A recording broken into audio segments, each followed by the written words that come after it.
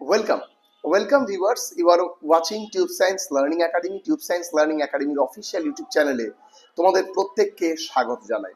আজকে আমরা যে বিষয়টা নিয়ে আলোচনা করতে এসেছি, এটা আমার মনে হয় বর্তমান প্রজন্মে সবচেয়ে বড় সমস্যা, যে নোটিফিকেশন আসার কথা বলে নোটিফিকেশন প্রকাশ হয় না, এবং তা নিয়ে হাজার হাজার ইউটিউব ভিডিও হয়, এবং তা নিয়ে ছাত্রছাত্রীরা আশাবাদী হয়। প্রশ্নচিহ্ন উঠে আসে যে কেন এরকম হয়, সত্যি প্রশ্নচিহ্ন উঠে আসে। তো এখন সেটার একটা বড় চিন্তা বা ভাবনার মধ্যে পড়ে যাচ্ছে যে আলটিমেটলি কি কিছু হবে।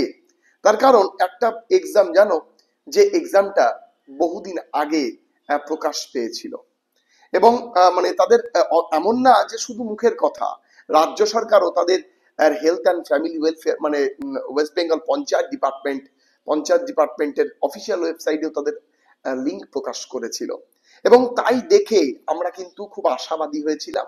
ছাত্রছাত্রীও পড়াশোনা স্টার্ট করেছিল। এখন বলা যেতে পারে এই গ্রাম পঞ্চায়েত নিয়োগ নিয়ে কারো কোনো তথ্য বা কারো কোনো ভিডিও বা কেউ কোনো রকম ভাবে সরকারকে জানানো স্যার যে আপনারা যে বলেছিলেন তার দায় দেখে যে হাজার হাজার ছেলে পেলে তারা পড়াশোনা করতে শুরু করলো। আলটিমেটলি 50 টাকা দিয়ে তারা রেজিস্ট্রেশন করলো, রেজিস্ট্রেশন এখনো চলছে। কবে বন্ধ হবে, আদৌ নিয়োগ হবে না হবে না, খুবই চাপের ব্যাপার। তো আজকে আমরা আলোচনা করব সেই গ্রাম পঞ্চায়েত নিয়োগ। গ্রাম পঞ্চায়েত কিসের নিয়োগ? সহায়কের নিয়োগ। গ্রাম পঞ্চায়েত সহায়ক, সেক্রেটারি এবং অন্যান্য পোস্ট, নির্মাণ সহায়ক তথা অন্যান্য পোস্ট নিয়োগের নিয়ে কথা বলবো।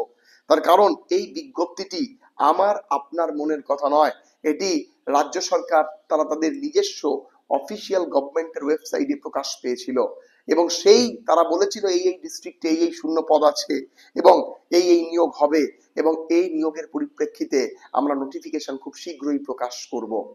এখন প্রশ্নচিহ্ন, কবে নিয়োগ হবে?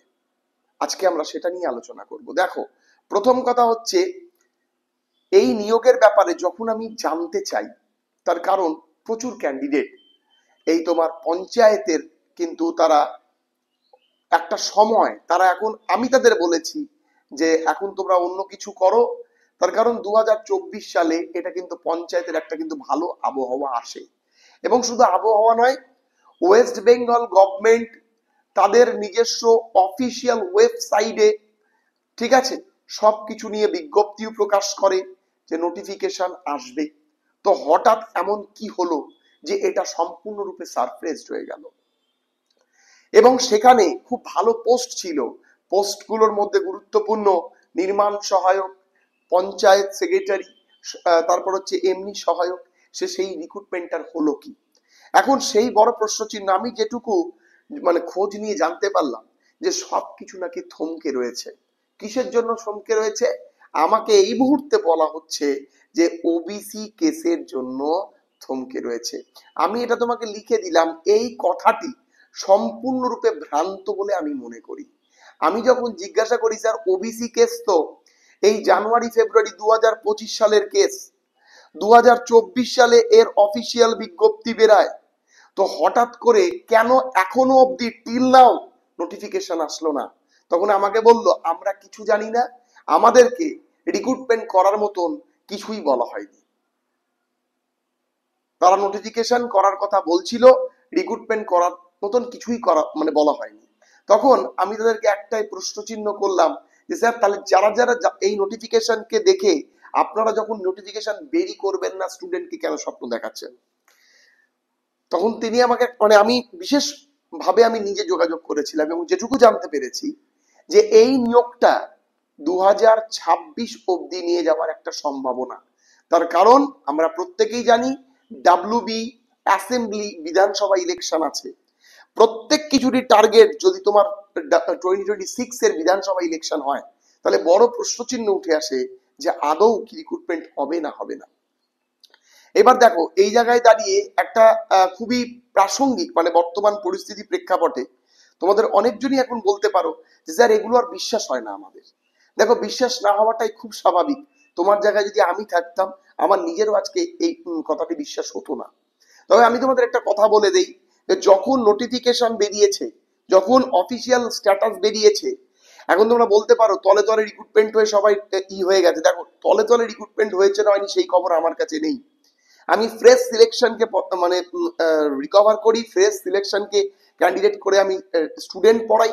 প্রচুর করাপশনস অলরেডি আমাদের ওয়েস্ট বেঙ্গলে অনগোয়িং রিক্রুটমেন্টে আছে, কিন্তু ওগুলো ভেবে আমি কেন ভাববো?